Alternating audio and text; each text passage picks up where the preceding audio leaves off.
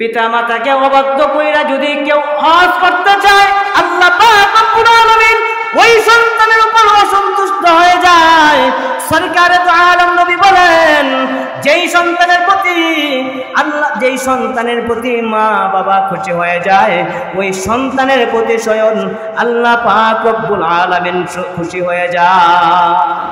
যেই সন্তানের প্রতি মা বাবা অসন্তুষ্ট থাকে, ওই সন্তানের প্রতি আল্লাহ তাআলা অসন্তুষ্ট থাকে। একজন আলেম, ঘরের মধ্যে মা ছাড়া পিতা, মা ছাড়া আর কেউ নাই, প্রাণ ভরে মায়ের খেদমত করে।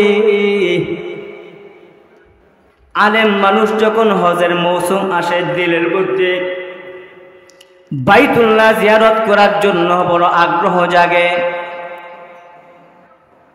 মায়ের কাছে গিয়া বলে, মা গো, বাইতুল্লাহ জিয়ারত করার জন্য নিয়ত করেছি, যদি অনুমতি দাও আমি বাইতুল্লাহ জিয়ারত করে আসতে পারি।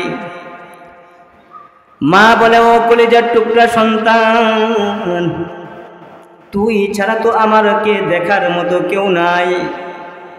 তুমি যদি হজ্জে বাইতুল্লাহ আদায় করার জন্য চলে যাও, কে আমাকে দেখবে? মায়ের খেদমত করো, হজ্জে বাইতুল্লাহ লাগবে না। একবার, দুইবার, তিনবার, 4 বৎসর যাবৎ মায়ের কাছে অনুমতি চেয়েছে। 5ম বৎসরে মায়ের কাছে গিয়ে বলে, আম্মা জান, বাইতুল্লাহ জিয়ারত করার জন্য পাকা নিয়ত করে ফেলেছি, আমি হজে যাবই যাব, তুমি কিন্তু আমাকে বাধা দিতে পারবা না।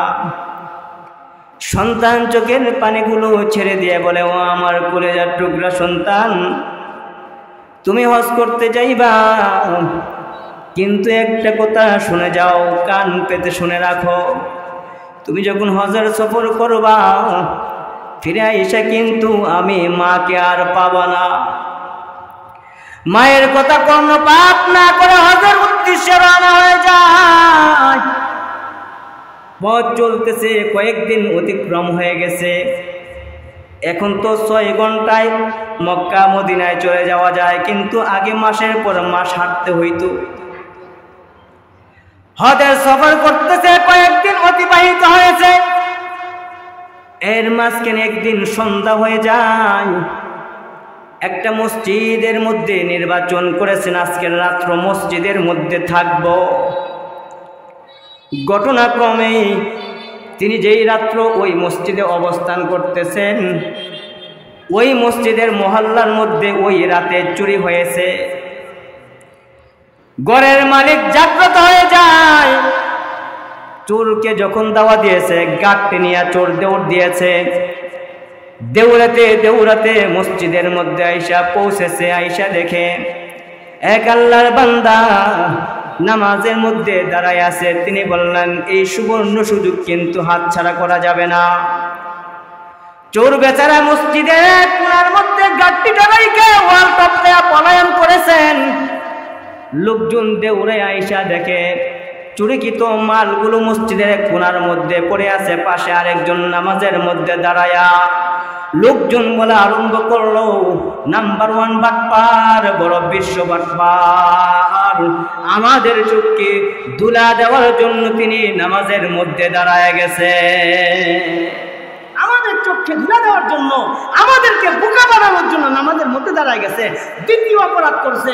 1 নম্বর অপরাধ চুরি করেছে, 2য় নম্বর অপরাধ হলো আমাদেরকে ধোঁকা দেওয়ার জন্য নামাজের মধ্যে দাঁড়ায় গেছে। আসলে কি তাই?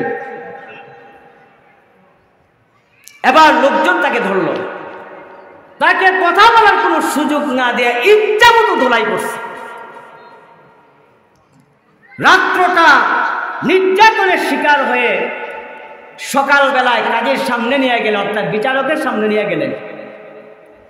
বিচারকের সামনে নেওয়ার পরে বিচারক রায় দিয়ে দিলেন, তার হাত আর পা কেটে দাও।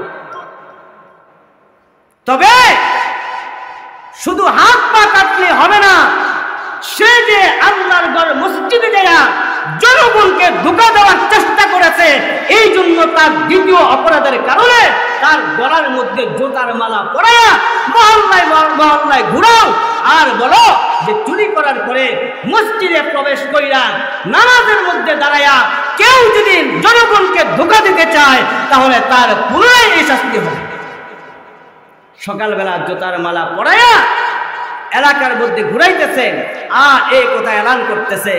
ওই আলেম চোখের পানি ফেলে ফেলে বলতেছে, ও এলানকারী, এই কথা বলো না, বরঞ্চ এই কথা উচ্চারণ করো, জনগণকে এই কথা জানাই দাও যে কেউ যদি মায়ের অবাধ্য হয়ে হজ্জে বাইতুল্লাহ আদায় করতে চায়, আল্লাহ পাক রব্বুল আলামিন তার প্রতি অসন্তুষ্ট হয়ে যায় এবং দুনিয়াতে তাকে লাঞ্ছিত করে। সবাই অবাক হয়ে গেছে, কি বলে? ঘটনা শুনতে চাইলেন, পুনরায় ঘটনা বর্ণনা করলেন, কাজী সাহেবের কাছে নিয়ে গেলেন আর কাজী সাহেব বললেন, আমি লজ্জিত, জনগণ লজ্জিত, আমরা বুঝতে পারি নাই, না বুঝে আপনার উপর আমরা নির্যাতন করেছি, আপনি আমাদেরকে মাফ করে দেন। তিনি বললেন, এটা আপনাদের দোষ না, এটা আমার দোষ, কারণ আমি আমার মায়ের চোখের পানি ঝরে আসছি।